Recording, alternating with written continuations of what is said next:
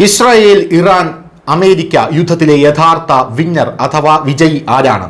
അത് റഷ്യയാണ് എന്നുള്ള റിപ്പോർട്ടുകളാണ് ഇപ്പോൾ നമുക്ക് ലഭിക്കുന്നത്.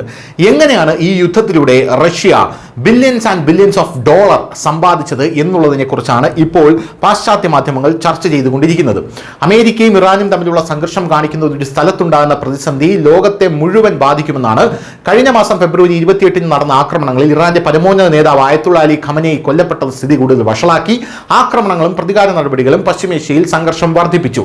ഇതെല്ലാം നമുക്ക് എല്ലാവർക്കും അറിയാവുന്നതാണ്. അതിനുശേഷം ഹോർമൂസ് കടലിടുക്കിലെ എണ്ണ അത് തടസ്സപ്പെട്ടു. ഇത് ആഗോള സമ്പദ് വ്യവസ്ഥയെ ബാധിച്ചു. ഈ സാഹചര്യം മറ്റ് പ്രധാന ശക്തികൾക്ക് അവരുടെ തന്ത്രങ്ങൾ മാറ്റാനുള്ള അവസരം നൽകുകയും അന്താരാഷ്ട്ര രാഷ്ട്രീയത്തെ കൂടുതൽ സങ്കീർണമാക്കുകയും ചെയ്തു. ഈ സംഘർഷം വ്ളാഡിമിർ പുടിൻ ഒരു ബുദ്ധിയുള്ള തന്ത്രപരമായിട്ടുള്ള സാഹചര്യം സൃഷ്ടിച്ചു.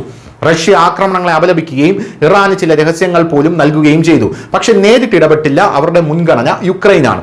പശ്ചിമേഷ്യയിൽ വർദ്ധിച്ചു വരുന്ന പിരിമുറുക്കങ്ങൾ പടിഞ്ഞാറിനെ വ്യതിചലിപ്പിച്ചു. ഇത് റഷ്യയ്ക്ക് ഗുണം ചെയ്തു. യുദ്ധത്തിൽ നിന്ന് സാമ്പത്തികമായി നേട്ടമുണ്ടാക്കാൻ അവർക്ക് കഴിഞ്ഞു. പോരാട്ടം ആരംഭിച്ചയുടൻ എണ്ണവില ഉയർന്നു. റഷ്യയുടെ എണ്ണയും ഉയർന്ന വിലയ്ക്ക് വിറ്റുകഴിഞ്ഞാൽ ഇത് റഷ്യയുടെ വരുമാനം വർദ്ധിപ്പിച്ചു. ഹോർമൂസിലെ ഉപരോധം ഏഷ്യൻ രാജ്യങ്ങളെ പുതിയ വിതരണക്കാരെ കണ്ടെത്താൻ നിർബന്ധിതരാക്കി. അവിടെ റഷ്യൻ എണ്ണ ഒരു എളുപ്പ ഓപ്ഷനായി മാറുകയും അതിന്റെ വിപണി വികസിക്കുകയുമാണ് ചെയ്തത്. ഇതൊരു ചെറിയ സംഭവമല്ല. റഷ്യയുടെ ബജറ്റിന്റെ 30 മുതൽ 45% എണ്ണ, വാതകം എന്നിവയിൽ നിന്നാണ്. വിലക്കയറ്റം കോടിക്കണക്കിന് ഡോളർ അധിക വരുമാനം ഉണ്ടാക്കി. ഇത് യുക്രൈനിലെ യുദ്ധ സമ്പദ് വ്യവസ്ഥയും സൈനിക പ്രവർത്തനങ്ങളെയും ശക്തിപ്പെടുത്തി. ഈ പ്രതിസന്ധിയിലെ ഏറ്റവും വലിയ വിജയിയായി റഷ്യയെ European Union president Antonio Costa വിശേഷിപ്പിച്ചു. ഉയർന്ന ഊർജ്ജ വിലകൾ റഷ്യയ്ക്ക് ഗുണം ചെയ്യുന്നുവെന്ന് അദ്ദേഹം പറഞ്ഞു.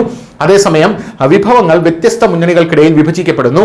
ആയുധങ്ങളുടെയും പ്രതിരോധ സംവിധാനങ്ങളുടെയും വഴിതിരിച്ചുവിടൽ വഴി യുക്രൈന്റെ സുരക്ഷയും ദുർബലമാകുമെന്നുള്ളതാണ്. കെയ്വ് ദുർബലമാകുമെന്നുള്ളതാണ് പറയുന്നത്. US ഇസ്രായേലി പ്രവർത്തനങ്ങളിൽ പ്രിസിഷൻ ഗൈഡഡ് യുദ്ധോപകരണങ്ങൾ, പാട്രിയറ്റ് ഇന്റർസെപ്റ്ററുകൾ, ഉൽപാദനശേഷി എന്നിവ ഉപയോഗിക്കുന്നു. പോരാത്തതിന് റഷ്യക്കെതിരായ പോരാട്ടത്തിൽ യുക്രൈനെ സഹായിക്കാൻ ഇവ ഉപയോഗിക്കാം. ചെറിയൊരു കുറവ് പോലും കൈവിന്റെ വ്യോമ പ്രതിരോധത്തെയും ദീർഘദൂര ആക്രമണശേഷിയും ദുർബലപ്പെടുത്തും. അടുത്ത സൈനിക പദ്ധതിയിൽ റഷ്യയ്ക്ക് ഈ അവസരം പ്രയോജനപ്പെടുത്താം എന്നുള്ളതാണ് മറ്റൊരു കാര്യം.